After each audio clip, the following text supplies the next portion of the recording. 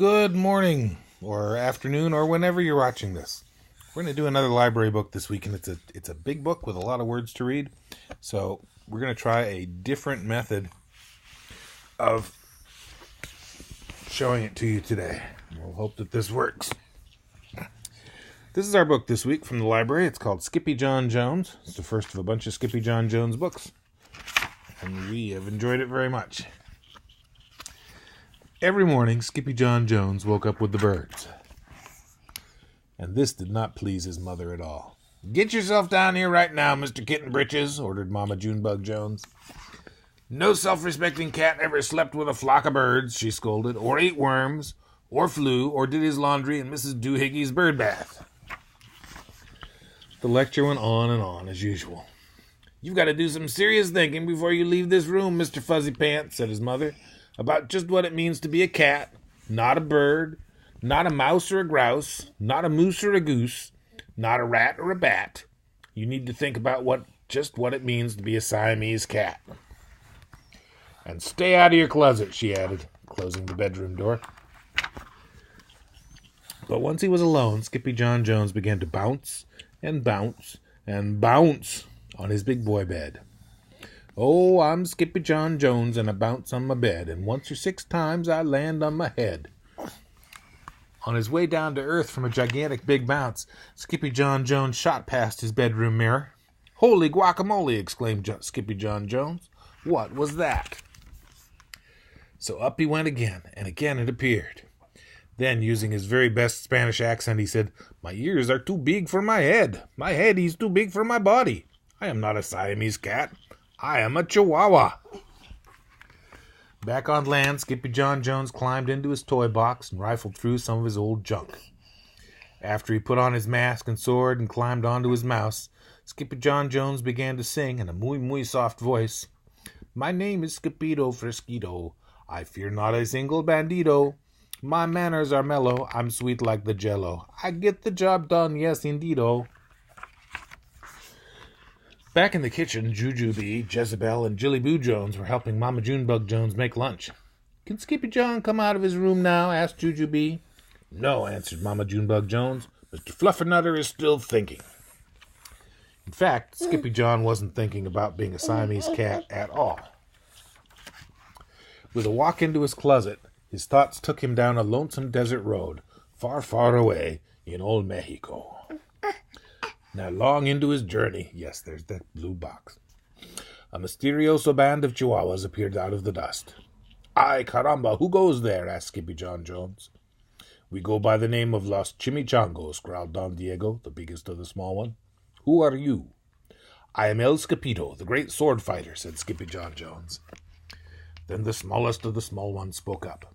"Why the mosquito, dude?" asked Paquito Tito. "I go incognito," said Skipito. "Do you like rice and beans?" asked Pitelito. "See, I love mice and beans," said Skippito. "He might be the dog of our dreams," whispered Rosalita. "Perhaps," said Tia Mia, "if he knows the secret password." Leaning toward Don Diego, El Skipito half sneezed, half spoke the secret password into the Chihuahua's very large ear. "Achoo Pichu!" "Bless you," said Don Diego. "Gracias," said Skippito. "Then it is true," decreed Don Diego. "Yip, yip, yippito, it's the end of Alfredo Bozito. Skippito is here, we have nothing to fear. Adios to the bad bumblebeeto." Then all of the chimichangos went loco crazy. First, they had a fiesta. Then they took a siesta. But after waking up, the chimichangos got down to serious business. Using his paw, Don Diego drew a picture in the sand of the great bumblebeeto for Skippito to see. A hush grew over the chimichangos so great that one could hear a whisker drop. "Alfredo Bozito," whispered the crowd. "El blimpo bumblebeeto bandito." "See," said Paquito Tito, "the bandito steals our frijoles." "Not your beans," cried Skippito, outraged. "See," Paquito continued, "red beans, black beans, Boston baked and blue, cocoa, coffee, kidney beans, pinto, and jelly, too." "And now he comes for us," Paquito added. "Por qué?" asked Skippito. "Because we are full of the beans, too." Then Don Diego stood tall and in his most somber voice declared, "Yo quiero frijoles." "Huh?" asked Skippito. "The dude just wants his bean back," said Paquito Tito, "and you are the dog for the job." "Me?" asked Skippito. Then all of the chimichangos turned toward Skippyjo, the great sword fighter. But poor Skippyjo had no time for a plan, because in the blink of an eye a gigantic shadow darkened the landscape. The chimichangos scattered in all directions. "Vamos, Skippyjo, or it is you the bandito will eato," they cried. Skippyjo stood his ground, but his legs shimmied and shook like the jello, and his teeth chattered like the castanets. Then in a muy soft voice he said, "My name is Skippyjo Frisquito. I fear not a single bandito." But Alfredo Bazito flew straight for Skippyjo, until the bean-eating bandito hovered just inches away from the great sword fighter's face. "Holy frijoles!" cried Skippyjo as he thrust his sword in the air. Suddenly, pop went the bandito, landing on Skippyjo's sword, and quicker than one could say Chihuahua cheese and crackers, every kind of bean came spilling out of Alfredo Bazito, the bumblebito bandito. Then all the doggies burst into song. "Yip, yippee, yippito, our hero is El Skippyjo. He's the dog of our dreams who delivered the beans, and now we can make our burritos." There's the picture of all the celebrating. But back at home, there was such a ruckus coming from Skippyjon's room that Mama Junebug Jones and the girls just had to find out what was going on. They raced down the hall to the kitty boy's room. Bangito, crashito, popito, Skippyjo. Just in time to see Skippyjon's closet exploding. Then out flew Candy, beanbag doggies, and the kitty boy with his birthday piñata on his head.